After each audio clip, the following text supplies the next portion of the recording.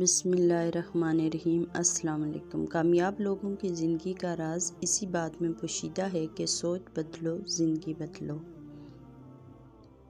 ایک زمانہ ایسا بھی آئے گا کہ لوگ اپنے رب کو بھول جائیں گے، لباس بہت قیمتی پہن کر بازار میں اکڑ اکڑ کر چلیں گے اور اس بات سے بے خبر ہوں گے کہ اسی بازار میں ان کا کفن بھی موجود ہے۔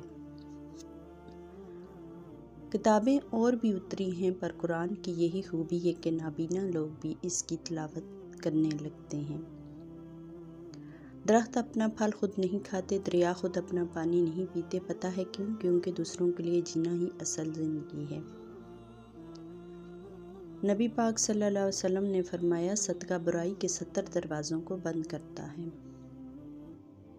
پرندے لوٹ آتے ہیں، یہ انسان ہے جو ذرا سے پر نکلتے ہیں ٹھکانے چھوڑ جاتے ہیں۔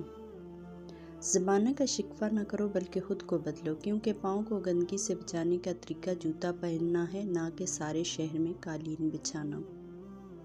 سمجھدار انسان تمام انسانوں سے کچھ نہ کچھ سیکھتا ہے، خواہ وہ دوسرا انسان استاد ہو یا گیٹ پر کھڑا چوکیدار۔ جنہیں خواب دیکھنا اچھا لگتا ہے انہیں رات چھوٹی لگتی ہے، اور جنہیں خواب پورا کرنا اچھا لگتا ہے انہیں دن چھوٹا لگتا ہے۔ دنیا کا سب سے خوبصورت پودا محبت کا ہوتا ہے، جو زمین میں نہیں بلکہ دلوں میں اگتا ہے۔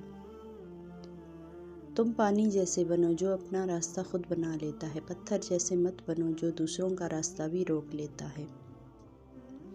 جو رشتے تمہیں تکلیف دیں ان سے دوری اختیار کر لو، وہ خود لوٹ آئیں گے، مگر اس وقت جب تمہارے دل سے اتر چکے ہوں گے، کیونکہ وہ تمہاری قدر سے نہیں پچھتاوے سے لوٹتے ہیں۔ جس کی دی ہوئی تکلیف سے تم آج رو رہے ہو وہ کل تمہارے پچھتاوے میں روئے گا۔